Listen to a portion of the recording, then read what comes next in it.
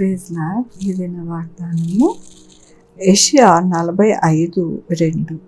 నేను నీకు ముందుగా పోవచ్చు మెట్టలుగానున్న స్థలములను సరాలము చేసేదను. ఎంత గొప్ప దేవుడండి! ఎంత గొప్ప వాగ్దానాన్ని మనకి అనుగ్రహిస్తూ ఉన్నారు. దేవుడు ఈ దినమున ఏమంటూ ఉన్నారంటే, నీకు ముందుగా ఏవైతే మెట్టలుగా ఉంటాయో వాటిని అన్నిటినీ కూడా సరాలం చేస్తారంట. మన జీవితాలలో మెట్టలుగా ఎంతో కొండలుగా గుట్టలుగా ఎన్నో కనపడతా ఉంటాయి, అప్పులు కనపడతా ఉంటాయి, అలాగే అనేకమైన ఇబ్బందులు, అనారోగ్యము అన్నీ కూడా మనకి కనపడతా ఉంటాయి. కానీ మన దేవుడు మనకి ముందుగా వాటిని అన్నింటినీ కూడా తొలగించి మన జీవితాలలో సంతోషమయముగా ఆనందమయముగా దేవుడు ఉంచుతాను అంటూ ఉన్నారు. దేవుని యొక్క వాక్యములోను పేరు పెట్టి నిన్ను పిలిచి ఇశ్రాయేలు దేవుడైన యెహోవాను నేను అని నీవు తెలుసుకున్నట్లు అంధకార స్థలములలో ఉంచబడిన నిధులను రహస్య స్థలములోను మరుగైన ధనమును నీకు ఇచ్చేదను. అవునండి, మన జీవితాలలో ఎల్లప్పుడూ కూడా ఆయన యొక్క కృప, ఆయన మనల్ని పేరు పెట్టి పిలుచుకొని ఆయన కృపని మనకి అనుగ్రహిస్తాను అంటూ ఉన్నారు. అలాగేనా అంటే ఆయన యొక్క ధననిధితో మనకి అనుగ్రహిస్తారంట. అలాగే అంధకార స్థలములలో దాచబడిన నిధులను మనకి అనుగ్రహిస్తారంట. నిజమండి, మన జీవితాలలో మనకి తెలియదు ఏది ఎలాగ వస్తుంది, ఎలాగ మన జీవితాలు మారుతాయి అనేది మనకి తెలియదు. కానీ మనల్ని పేరు పెట్టి పిలుచుకున్న మన దేవునికి సమస్తమును తెలుసు.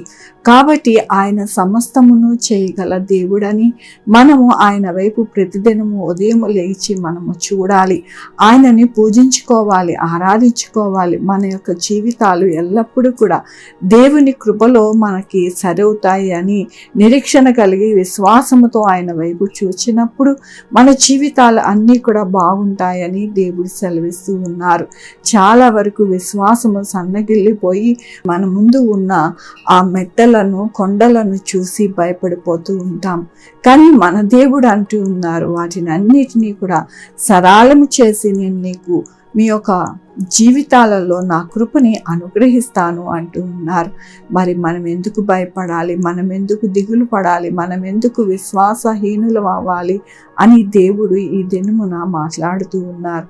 కాబట్టి మన జీవితాలలో ఎల్లప్పుడూ కూడా మన దేవుడు మనకి సమస్తమును అనుగ్రహించి మన ముందున్న ఇబ్బందులు, కష్టాలు, బాధలు తొలగించి మనకి ఎంతగానో ఆయన కృపతో నడిపిస్తారని మనము ప్రతిదినము నడవాలని ఈ దినమున ఆయన సెలవిస్తూ ఉన్నందుకు దేవునికి వందనాలు చెల్లిస్తూ ఉన్నాను. ఈ దినమున పుట్టినరోజు, పెళ్లి రోజు, అనేక శుభదినములు చేసుకుంటున్న వారందరికీ కూడా నిండారుగా శుభాకాంక్షలు తెలియజేస్తూ ఉన్నానండి. మీ జీవితంలో దేవుని యొక్క కృప, ఆశీర్వాదము, బహుమానము ఆయన ఎల్లప్పుడూ కూడా మీకు అనుగ్రహించబడునుగాక. ప్రార్థించుకుందామండి.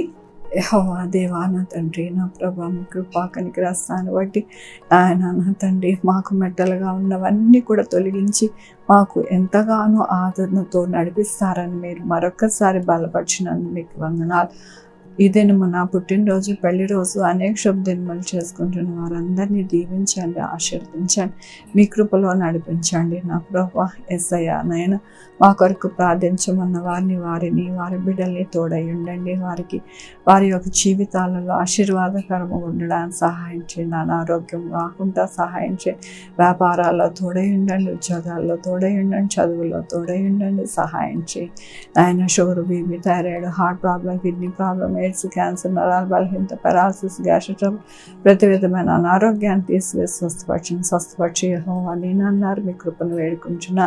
2 వీలర్ 4 వీలర్ బస్సెస్, ట్రైన్స్, ఏరోప్లేన్లో ప్రయాణిస్తున్న వారికి సురక్షితమైన ప్రయాణము అనుగ్రహించండి ప్రభా. అంధకార శక్తులు ఏ బిడ్డకి నాయన నా తండ్రి దరి చేరకుండా నా ప్రభా మీరే అడ్డుకట్ట వేసి ప్రతి ఒక్కరిని భద్రపరచండి. మీ రక్త కంచి వేసి సహాయం చేయండి నాయన నా తండ్రి. ఏ బిడ్డలైతే కోచింగ్ సెంటర్స్కి వెళ్ళి కోచింగ్ తీసుకుంటున్నారో, అలాగే కాంపిటేటివ్ ఎగ్జామ్స్కి ప్రిపేర్ అవుతున్నారో వారికి తోడై ఉండండి. ప్రతి ఒక్కరికి తోడై ఉండండి నా ప్రభ.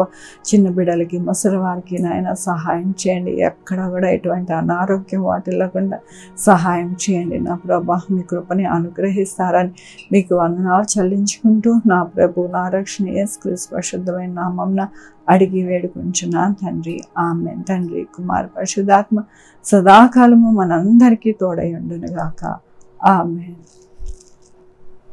God bless you.